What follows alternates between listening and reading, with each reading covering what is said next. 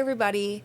Super random episode this week, but I thought because we're about halfway through the first season of People I Know, I should probably introduce myself a little bit more. So, obviously, if you've been following along with the podcast, we've been introducing all of these really cool, awesome individual people that I know, and we've got to hear some really funny stories, have a bunch of belly laughs. I've loved, especially, I think, throughout this podcast and throughout just trying this out, trial run, getting to know some of my friends on a deeper level. I think having some sit-down conversations where we talk about the past, the present, the future, and really diving deep into our friendship, how it started, what it means, as well as funny things that have defined, our connection over the years. It has been really, really meaningful. And yeah, I kind of just thought that I'd sit down with you guys for this mid-season episode. I've introduced so many people, but I haven't necessarily introduced myself, although you've definitely heard a lot from me. So I just thought today, I just actually redid my room. This was like a bajillion hour process because basically I have moved a lot in my life. So when I was about 11 years old, we moved from my childhood home in Long Island, New York. Shout out Northport, the 631. To a camper. And you might be thinking, sorry, what? What did you do? Yes. And I've talked a little bit about this with Maddie, my sister, on her episodes, but we moved into a camper, an RV, but not the type that you're actually driving in, like the type that connects to a car, but not the type that is really big, the fifth wheel that like goes over a truck. No, just like a pull-along camper. But it was about 37 feet, I think, so definitely pretty big. We moved in there with my family of 5 and my ginormous dog, Ellie, in 2015. And it was pretty wild. We traveled around the country for a year. And so we didn't necessarily like throw out everything we owned, but we definitely downsized. That was like the first time I really moved. And then we moved to Montana when I was beginning 8th grade, and I moved into a bedroom there. And then we redid our house and I moved into a separate bedroom. And then once I graduated high school, we moved all the way back the country to Connecticut. But I didn't have a room in our house in Connecticut. I just kind of like chilled out in the living room. So I moved most of my stuff to college and then left the rest in the basement. And then after college, in college, I moved like 4 different times because I lived in a different place. I moved to London. I moved to another apartment in Boston after I graduated. And then I moved to Utah, so I hauled all my stuff back across the country. And then now I'm finally settled in to my new place. And so it's been a lot of packing and unpacking and finding things from college that I didn't even know I had, finding things from high school I didn't know I had. So that has been a long, treacherous journey, but it is finally done, although I did just mess up my room with all this podcast equipment. But I'm somebody that really likes to have their stuff on display. I will never be defined as minimalist, although I really wish I was. Because unfortunately, I like to see every single thing I own because I feel like, okay, yeah, like I can buy things and put it away, but then I'm never going to remember to take it out. And therefore, why the heck would I have it in the first place? So I definitely have everything spread out. But I feel like this is honestly really good for an episode like this because all of my different things sort of remind me of different stories and things I can share. So first of all, you guys need to appreciate my shirt a little bit more. Let me stand up. This is my dog, Winnie. He is low-key the coolest dog ever. He's my best friend, so he is a Great Pyrenees St. Bernard Mastiff mix. And how we got him was in Montana. His mom was a Great Pyrenees, and she was part of like a professional Great Pyrenees breeder. And basically, the neighborhood St. Bernard Mastiff got in with Winnie's mom when the owners were out of town and these puppies were born. But he is a gift from the heavens. I dress him up in costumes pretty much every day. I have a wicker basket about this big full of costumes for him. He has Halloween costumes, he has sweaters, he has pajamas, he has hats, he has t-shirts, sweatshirts, hoodies. He has pretty much everything. And yes, I know he's a big fluffy dog. He doesn't need clothes. I'm aware of that. I am aware of that. However, I don't care. I don't care. So I'm going to take you guys on a little bit of a tour of my room so you can kind of see the different things that I'm going to be talking to you about. So first up, you're going to see this poster that I made. Now, this is kind of a crazy story. And I know it looks wrinkled, it looks a little bit shabby. This sign basically says, I got hit by a motorcycle today, but I'm still standing. And if you know the Elton John song, that's where that comes from. This is the summer after my freshman year that this whole story takes place. It was a Tuesday. July 27th. And I was walking down the stairs because I had a pretty busy day ahead of me. Now, I am a girl that likes to stay busy. I have a planner, I religiously write in it. I like to fill up every single date, every single time of every single day. And on this particular day, I had really quite done so. So my schedule for that day was like get up in gym. So I'm really hooked on the gym. I used to be religiously hooked on the gym. I actually was obsessed. I went like 2.5 hours every single day, no matter what. And honestly, probably shouldn't have been doing that because then I burnt out real fast. But I've been getting back into it. Anyways, had to get the gym in. And then I had a research meeting. And then I was taking these interns that I was mentoring for the summer, these like little high school students, to show them around Boston, to give them a tour from a true Bostonian, a Tufts student, of all the Boston stops. And then I was gonna come home. I think I had another quick meeting, and then I had an Elton John concert that night. And if you know anything about Elton John, you know he's kind of old. He's been having this Goodbye Yellow Brick Road tour for as long as I've been alive. No, just kidding. Only the past few years. He's done now, I think. So it was kind of like my last chance to really see this guy in action. And like, this is a legend. To be able to be alive in the same lifetime as Elton John would be like seeing Elvis in concert or Michael Jackson in concert. I feel like he is one of the greats. So I was really excited to buy these tickets. Of course, they were in the nosebleed section. And when I say nosebleeds, I mean the exact last row of Gillette Stadium in Foxborough. But it was like $30. So it was worth it. I get on my clothes. I'm rushing down the stairs. I'm rushing down my porch steps. And I step on a rat. And obviously, it's Boston. Rats are pretty common. It's Medford, Somerville, Massachusetts, which rats are really common there. But let me tell you, this was not an ordinary rat. This rat must have just died like 5 minutes prior because this thing was huge. It had like expanded like a balloon. And when I stepped on it, I popped it. And I know what you might be thinking. That sounds disgusting and vile. Well, it was. And I pretty much just started screaming. Like, I stepped on this rat. It was all bloated and nasty, and it was right on my porch step. Foot slams down, blood spurts out, gooey, disgusting, and I just start screaming. Now, remember, it's like 7 a.m. in the morning, and I live in a neighborhood, a suburban neighborhood, and I'm sprinting down this street because I have like one street to go and then another street that way, and that's the gym, almost like a, the shape. So I'm sprinting down my street. I'm screaming at the top of my lungs. I am literally so spooked. At the end of the street, when I'm turning the corner, I call my roommate, Miles. And I call him up and I'm like, Miles, this is literally the worst day of my entire life. Nothing could get worse than this. This is bottom. This is rock bottom. This ruined my entire day. And I'm ranting to Miles, who was not awake yet. So this was on voicemail. And I'm just telling him how this could be the worst possible moment of my entire life. And there was zero way it could go downhill from there. And I'm saying that as I'm walking down the hill that ends with the gym, except the gym is on the other side of the street.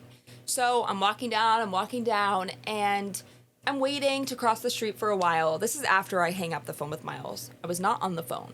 But, I'm a little bit frazzled. Of course, I made up extra time because I sprinted halfway there, which is a hard part of the story. Because if the rat was never there, I would have been a little bit slower, and what happens next wouldn't have occurred. So it's definitely a little bit upsetting.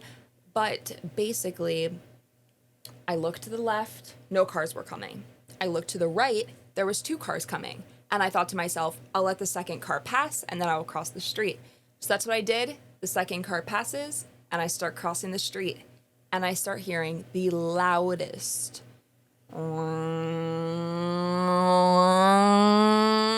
engine coming right towards me. I look and I am a deer in the headlights. I am frozen and a motorcycle is literally coming towards me at an astronomical speed. And okay, yes, could I have darted out of the way? Yeah, I probably could have. Could I have stopped, drop, and rolled? I mean, I guess, but at this second, I am not a flight or fight person. I am a freeze person.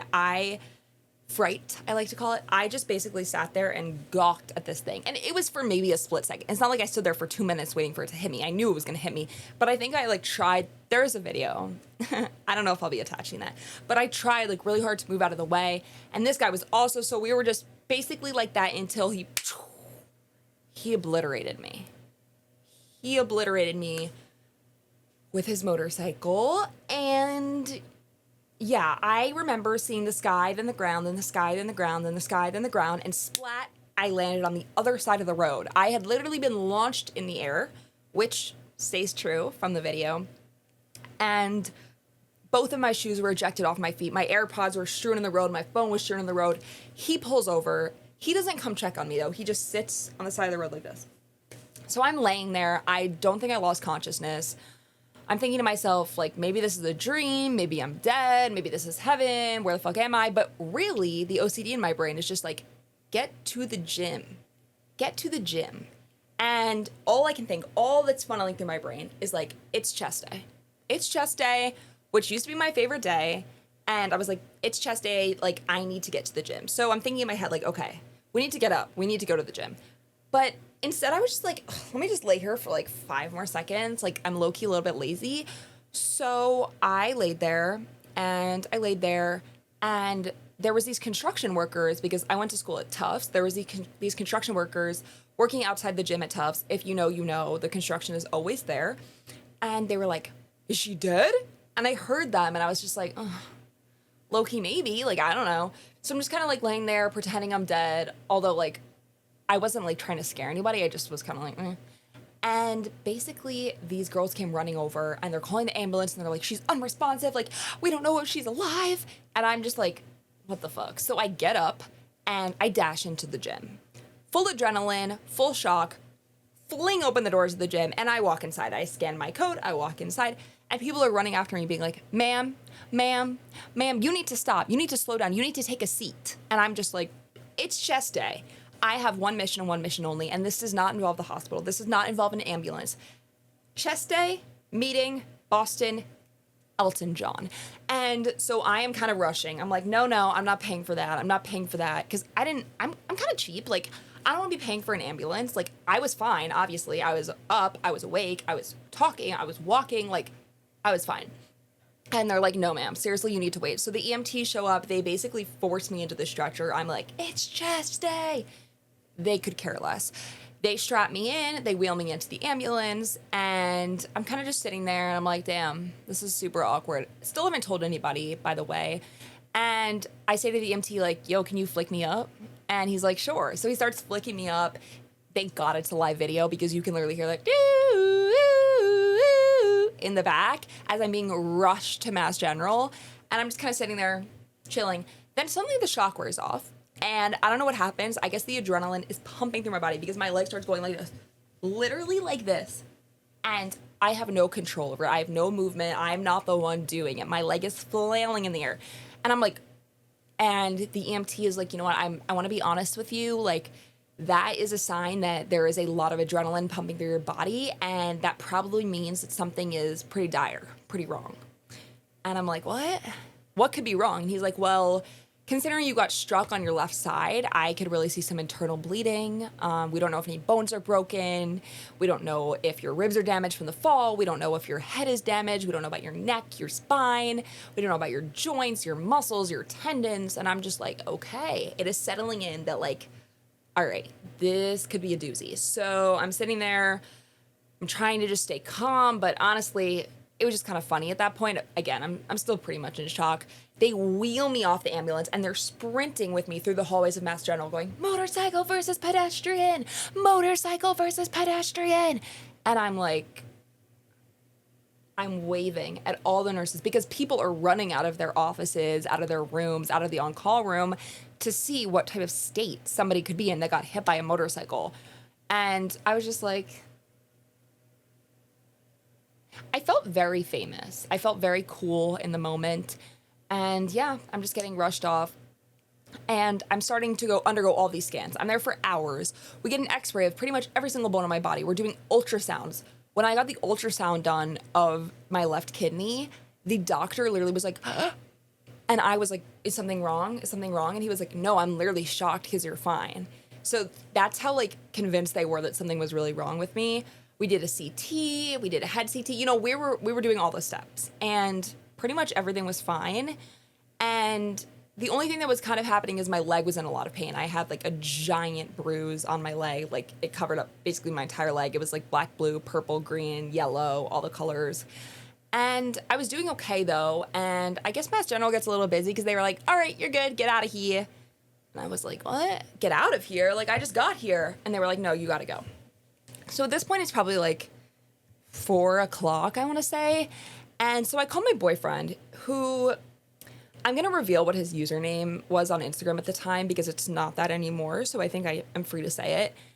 His username was Matt is white _69.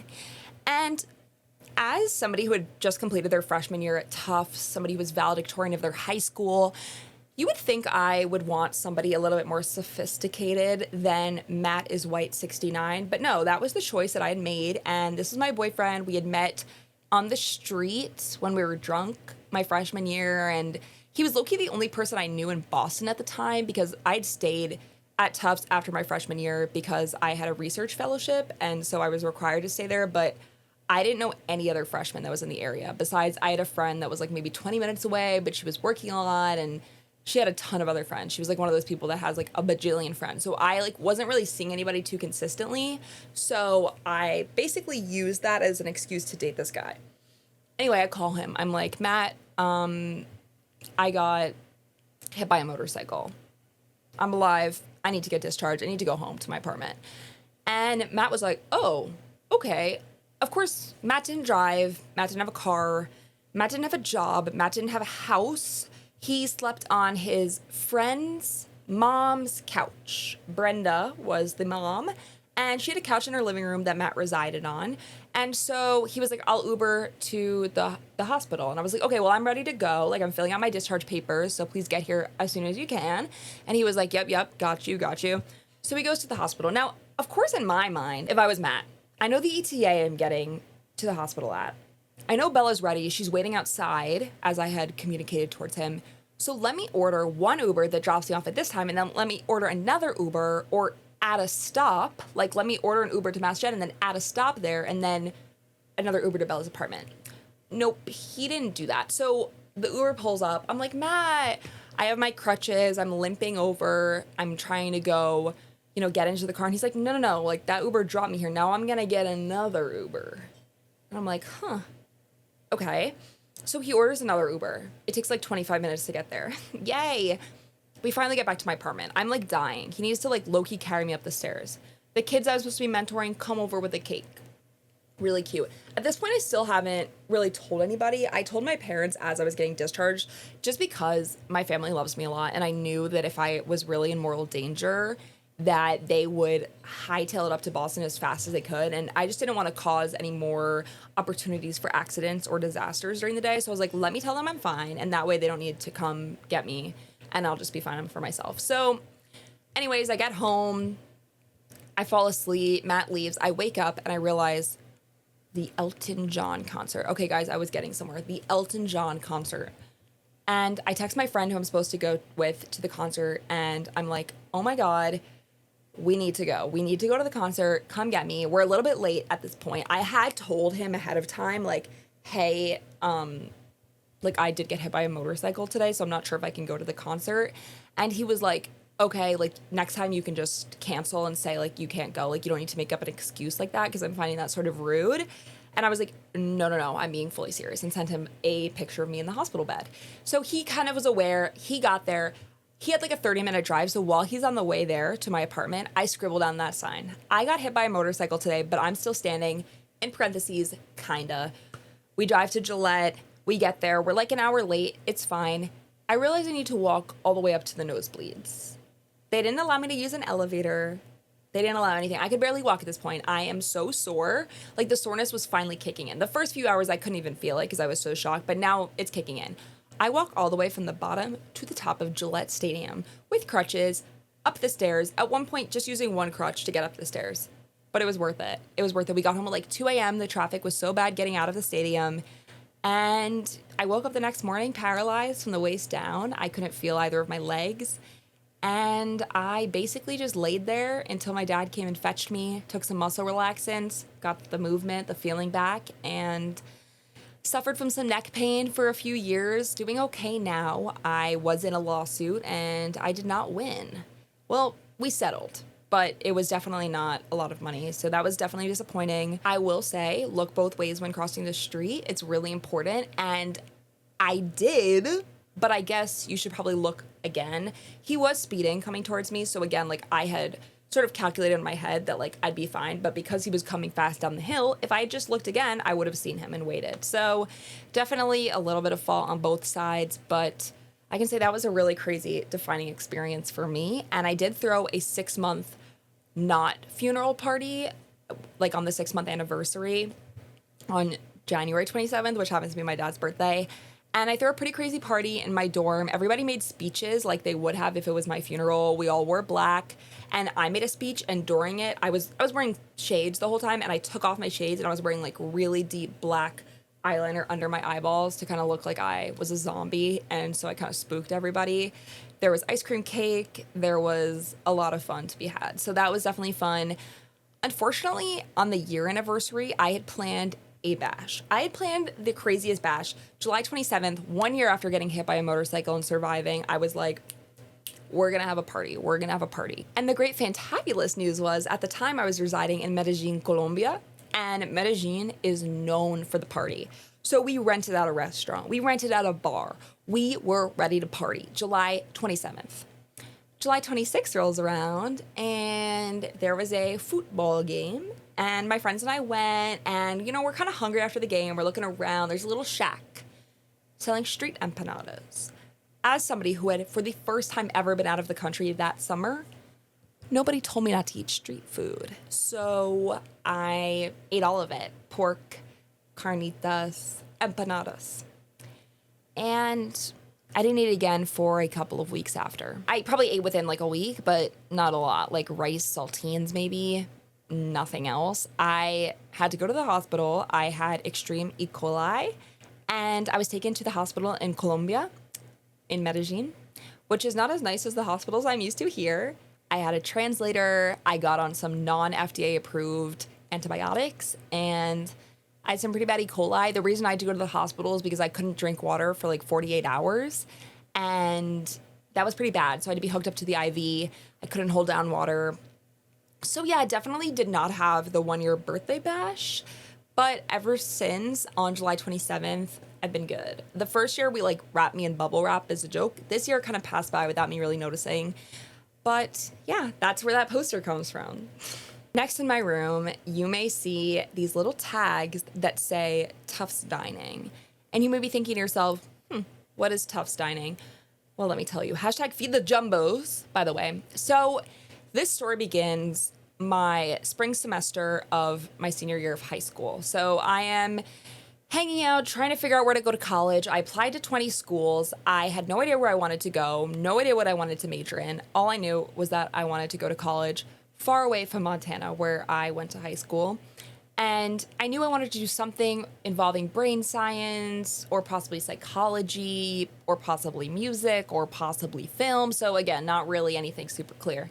So May rolls around, obviously May 1st, college decision date. So I'm sitting there trying to formulate a decision. And at the end of it, I was in between Northeastern and Tufts. Now, if anybody knows Boston, you know Northeastern and Tufts are very different. Tufts is on a hill with a beautiful green campus, small liberal arts college, nestled in the suburbs.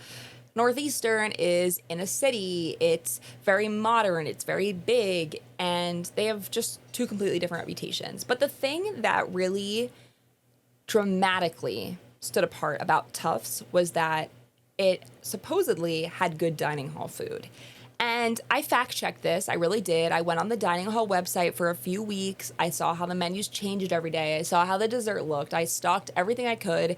And I ultimately chose Tufts because of the food. Now, looking back, I am glad I chose Tufts, although I didn't have the best experience there. But my experience there wasn't really because of anything academic related. It was more just the people that I chose to surround myself for a while. And unfortunately, the gossip of going to a small school, head always on a swivel at a liberal arts school, you know what I mean? But I definitely think looking back, like if I went to Northeastern, I wouldn't have found as many like-minded people as I have found. I wouldn't have as amazing guests as I do on this podcast. This podcast might not even exist because I wouldn't have found these super interesting people I know. So I'm definitely grateful I went to Tufts. But anyways, chose it because of the dining hall food. So obviously I'm a little autistic. I am on the spectrum, so I chatted up the dining hall food that summer. It was a fixation for me, constantly refreshing the menu, just preparing for what was to come next. And so everybody around me sort of knew about this dining hall food that was supposedly amazing. So when I got to Tufts, people really wanted me to document my experience at the dining hall. So I started a Snapchat page. It was a public story called Bella's Food Review, and I pretty much documented every single thing I ate at Tufts for the first month of college. And while I was doing this, obviously you're meeting people or having meals with different people, and people start asking to be added to my story. So I'm adding people, I'm adding people, I'm adding people. Suddenly, all of these people are being added by friends, classmates, whatever. And they're like, she knows what's up. Because I would have people come to me and be like, okay, you reviewed this food at that dining hall and you said it was bad. So I actually chose to have my dinner at the other dining hall that night. Thank you for your recommendation. And it really started going somewhere where I felt like I was sort of influencing people to go to different dining halls or try a new menu item. And I was just having fun with it. Of course, I love food. It's my favorite topic in the world. And it was just fun to be kind of recognized like, oh my God, I saw that story you did. It was great. So as the end of the fall semester wraps up, I am doing one last food review. And the manager of that establishment comes over to me and he says, why are you always videotaping yourself eating? And I was like, well, what do you mean? And he was like, well, I'm seeing you always recording yourself and I'm wondering like, who do you work for? And I thought he was interrogating me. So I was like, oh my God, I'm so sorry. Like I just do it for my Snapchat. And he was like, no, the reason I'm asking is because Tufts Dining just hired on somebody to begin their social media. So Tufts Dining didn't really have like a strong social media presence. They had an kind of outdated Instagram. They did not have a TikTok. And so they were like, yeah, we just hired somebody to begin doing videos and they're looking for a student ambassador. And I was wondering if you were going to apply. And I was like, oh my God, what? And she was like, yeah, so the role hasn't even been created yet, but they were looking for somebody. I heard, that, and I think you should contact this person. So over winter break, I contact the person. I kind of give her the same laydown I just gave you, and I get hired. I interview, they love me, and we basically decided it would be the right fit without even the job going public. And that January, I felt like a literal movie star debut. I debuted on the Tufts Instagram, completely like changed the aesthetic. I was doing these food reviews, these reels. People recognized me everywhere. I was known as the Tufts Dining Girl. I was known as the DeWick Girl. DeWick is a dining hall at Tufts. And everywhere I went, people were like, can I be in your video? Like, what are you eating? And I know that people religiously watched these specific reviews that I did on the Instagram. Weekly Wednesday reviews. So there was this specific food establishment at Tufts that had a special every Wednesday, and I was responsible for going on Tuesday, filming it, getting my reaction, my rating, posting it so that people would know to go on Wednesday. And I did it, the entire spring semester, every Wednesday, along with a bunch of other different things. But the real reason behind the kind of drama around this story was on the last Wednesday of the semester. I went in to try this cuisine called watermelon pizza. And you might be thinking to yourself, watermelon pizza? What could that be? What is that? And let me tell you, it's as bad as it sounds. It was a slice of watermelon with cheese on top. Now, the cheese kind of varied. There was one with mascarpone. There was one with feta. There was like a few different types of watermelon pizza. Apparently, it was one of the chef's like great-grandmother's recipes. And there was also olives and basil and tomatoes and balsamic. It was very strange. And yes, I know it's a popular menu item to have like watermelon feta salad, which I still don't really agree with, but that's fine. This was like a pizza that you took like a bite of, and it was very odd. The combinations were not ones I would choose. And I was kind of in a pickle because I took the first bite and I gagged and I vomited it up. And I knew I couldn't really post that on the official Tufts Dining Instagram, so I edited that part out, but I didn't want to lead my fans astray. I built up sort of a following. There was people that recognized me, people that really trusted my reviews, and that was what mattered most to me, people really taking me seriously and being like, she said this is good, I'm gonna go try it, because I really do feel like I have a good sense of food. I always know what to order at restaurants. Like, if you go somewhere with me, I'm gonna be like, oh, we should get that, that, and that. Like, I like picking the menu items. I feel like I have a good knack and a good eye for knowing what's gonna be good. And I just didn't want to tell these people that this watermelon pizza was good, but I was getting paid to do so. So instead, I just chose two words that I found to be perfect for this specific scenario: interesting and unique. And so I sat there and I basically told these people on video, time after time, very interesting, very unique, very interesting, and yeah, that's pretty unique, over and over again. And that's what we posted.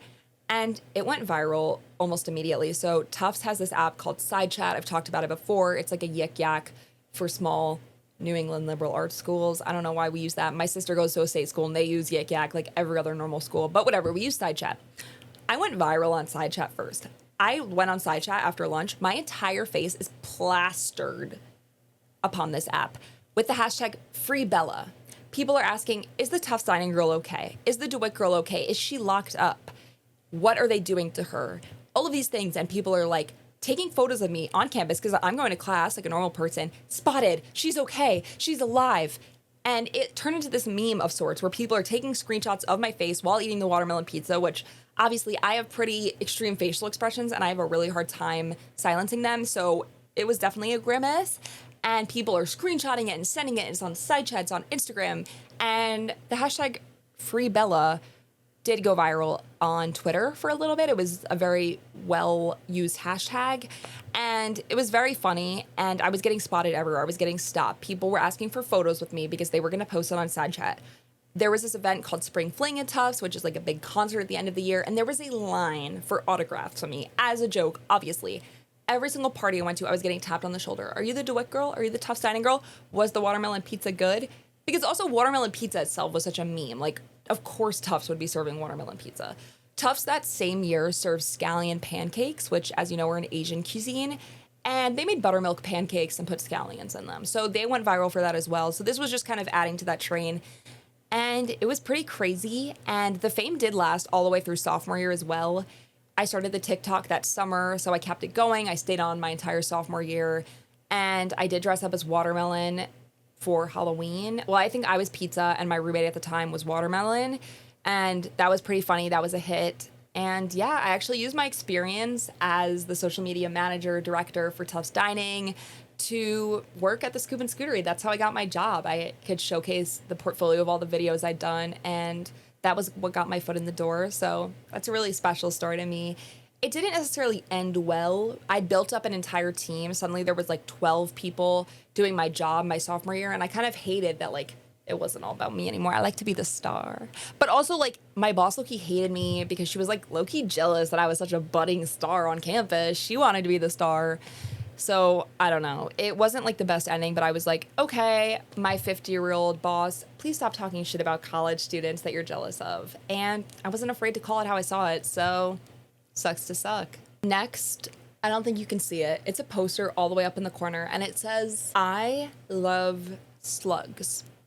And you might think to yourself, who says I love slugs? Well, me. Slugs are my favorite animal. They always have been. When I was a kid, I had this thing called Slug Rock in my backyard. I would basically go scavenging around our giant property in the trees, in the woods, finding hundreds upon hundreds of slugs, and I would put them all in a jar, and I would dump them all under the same rock and make a lot of extra slugs. So our property itself was literally pouring out with slugs. There were slugs everywhere you looked, and I don't know if I was responsible for breeding them or whatever, but when you'd pick up that rock, you would see an astronomical amount of slugs. I'm telling you, 10s, 20s, 30s, all slugs just kind of like hanging out under the rock. So I definitely loved it. I collected them. I had a few named as pets. Yes, I could recognize them out of hundreds of slugs. I could recognize Henrietta anywhere. She was the longest slug. She had like the biggest little like antler horn things. Her eyes, I guess. I don't really know. But people didn't believe me, and people would like send me videos of them pouring salt on slugs to make me upset, like bullies from school. I was very bullied as a kid. And it just made me really sad because I love slugs. Anyways, one night I was sitting outside with my family eating dinner. We were having mushrooms. It was like a warm day. and we were using the grill. We grilled up some mushrooms, some baby bellas, my favorite. And my mom was like, oh my God, that mushroom looks just like a slug. And I look, and it literally looks identical to a slug. And I'm like, oh my God, that's crazy. And she's like, you should take it to school and pretend like it's a slug and eat it. Mom. So, funny anecdote, but I at one point was in the ICU because I was at risk of going into sepsis because I was having really bad tonsil problems. And I was really sick. I was in the ICU for like 5 days. My mother is like my best friend, the most amazing human being. And she slept in a literal folding chair for 5 nights. And, anyways, at one point it got really, really bad. And in my head, I was like, all right, I might not make it. Like, I'm in the ICU. At some point, like, this is so sad, but I was getting antibiotics through an IV, and my IV, like, the needle in the vein got displaced. And so they shot the antibiotics straight into my stream, like my bloodstream. And it was like the worst pain I've ever felt in my life. Like, that over getting hit by a motorcycle.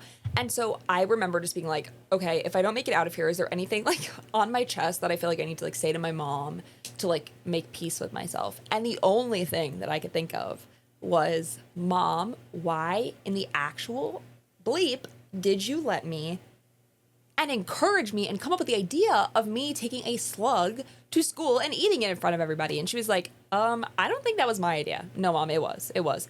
But I don't think she understood the extreme gravity I would go to make sure that everybody fell for this prank. And so I stood up in the middle of the cafeteria and I was like, I am about to eat a slug. And I had the mushroom like wrapped in foil from the night before. And I showed everybody the slug mushroom, guys. It was a mushroom. I swear it was a mushroom. It has been over 10 years and people still don't believe me. People still think that, I think it's been 15 years. People think it was still a slug. This was in like 3rd grade. Guys, it was not a slug. I would not eat a slug. I would never, first of all, I love slugs. Why would I eat one? Second of all, I wouldn't do that. That's disgusting. But I'm like, I'm about to eat a slug. I take a big chunk out of it. People pass out. Kids had to go home early from school because they were crying so much. Somebody threw up. And I was like, okay, haha, funny joke. Like, it was fake. And everyone's like, ew, Bella Slug Doric, Slug Girl. And that's how that name was made. And I'm telling you, nobody ever believed me. But I swear I am here setting the record straight. It was a mushroom. But the last one I will give you guys tonight happens to do with this book cover. So I really love putting up book covers. I have one behind me. I don't know if you can see it, but it's When the World Tips Over by Jenny Nelson, which I think is just an incredible book. She also writes I'll Give You the Sun, which was one of my favorites for a really long time. But even though her books are YA, like super, super YA, I still really enjoy reading them, although I don't really enjoy any other YA novels. And this book I actually just recently put up on my wall. It is called Tough Titties. And this book is by Laura Belgray. And Laura Belgray is like now my number one idol after reading this book. Laura Belgray is exactly who I think I will be when I'm like 40, 50 years old. She has had pretty much every single similar life experience as I have, has a lot of the same aspirations, has the same humor. She is just really funny and talks about a lot of things in her book, which is pretty much a memoir that's really entertaining. And there are stories that I really relate to that really resonate with me that I just feel like me and her are the same person in like living parallel lives. And I am planning on reaching out to her soon because I am publishing my own book and it doesn't have a title yet, but I am working on it. I have been working on it for a year. I hope to have it out or sent to publishers, like a rough draft, pretty soon. And I'm hoping Laura Belgray will want to give me some advice. But yeah, that's a really exciting next chapter for Belly Laughs. It will be published under the Belly Laughs name. So I think that's really exciting too. This media company is really just to kind of see what happens and really explore a bunch of different levels. Like I said, I wanted to be a director when I was a kid. I wanted to be an actor and a singer, and all of those things might not come true. I definitely think my love for editing, my love for being on camera, and all of these things could possibly go towards something. And although People I Know might not be the number one podcast of the year, it is definitely something that means a lot to me. I love how it makes me feel like I'm looking forward to something every week. The process of sticking to a routine, filming, editing, uploading, making clips, it's something that's really great to provide me a lot of structure. I'm somebody that definitely struggles a lot with not having a set routine in my life just because I do work around the clock and remotely, so I don't wake up every day to like go complete a task besides going to the gym and, hanging out with my dogs, eating, and of course getting work done. But publishing people I know definitely keeps me to a weekly routine. So I'm really grateful for that. And obviously, it's not all laughs, giggles, and games around here. People I Know was something that I originally built based off the name Bellie Laughs, which this actually was funny. How the name originated was I was in group therapy one day and it just literally popped into my mind. But most of my like good friends, family called me Bellie. So my mom calls me like Bell Bell. My dad calls me Bell Bell Baggins. My best friend Hannah, who you might see next week, calls me Bellie, Bellie.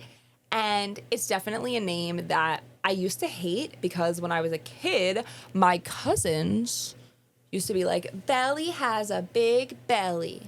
And then they'd be like, Maddie has a little belly. And it made me really upset and angry. Basically, I've always kind of despised that name just because of that connotation. But when I met my best friend Hannah in London when we were abroad, which you're going to hear a ton about next week, she started calling me Bellie, and I kind of repaired my relationship with that name, and I love it.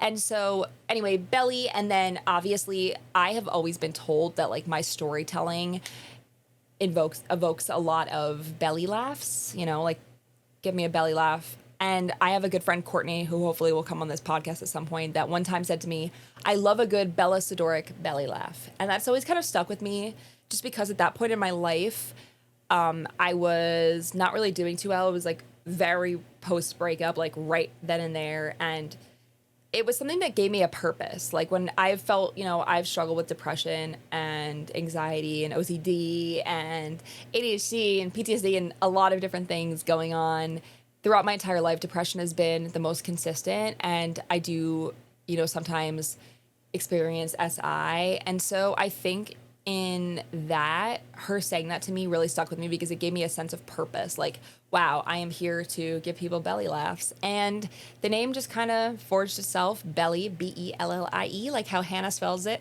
belly laughs. And so I think the purpose and the premise of this podcast was supposed to be like funny, conversational, silly, anecdotal. But the more and more you get into these deep conversations with friends and even people that you don't know on that type of level, it can get really serious. And so I definitely really have enjoyed the variety so far, and I'm so interested in hearing what you guys want to see more of. I have a lot to talk about regarding breakups and getting cheated on and toxic situations, regarding exes and dating and lots of things on that front. Trust me, I have really been through the ringer with that. That is like the primary reason why my book hasn't been finished, because I am not necessarily willing to quite unpack that yet. I really, really want to write about the raw emotions, the stuff I'm still going through regarding that situation, the emotions I'm still dealing with to this day regarding him, and even thinking about the past and focusing so heavily on what could have been and what I could have done differently and what he should have done and what he was doing that wasn't great.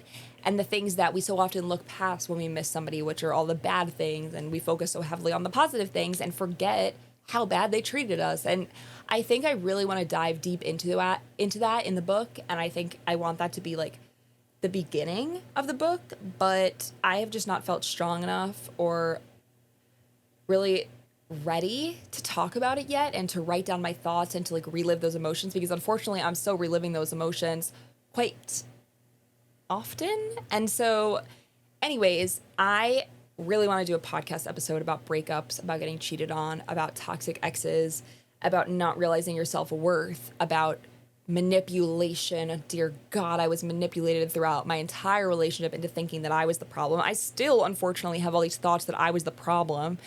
But when you go through my journals at the time, my diaries, I can sort of remember all of the bad things that he was doing to me that I now blame myself for. And I think the mind is so weird in that my therapist likes to say that I definitely like to inflict the blame on myself, and my brain is constantly choosing to feel sad and feel upset and hate down on myself and to make myself feel sad and depressed and down. And I do think that that's a neural pathway that has been super, super engraved my entire life, from being bullied to moving to not having any friends to breakups and toxic relationships.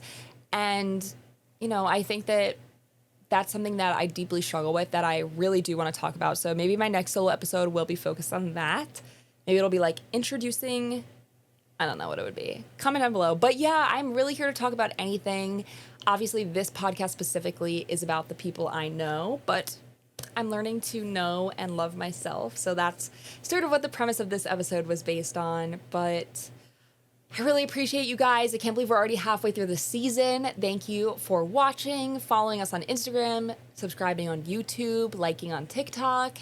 And I just really hope that even if not every episode has been relatable to you, you found something through one of my guests, through one of our conversations, our stories, our memories that have either stuck out to you, made you giggle, made you think. And that's what this is all about. And yeah, please stay tuned for the second half of our season. Like I said, next week, my dear, dear friend Hannah is going to be on. And after that, I have some other really fun, exciting surprise guests. So again, I really appreciate your support. And I'm really excited to continue this and hopefully have other podcast shows in the future, as well as keep on working on this book. I gotta lock in. But thank you. I hope you had a belly laugh.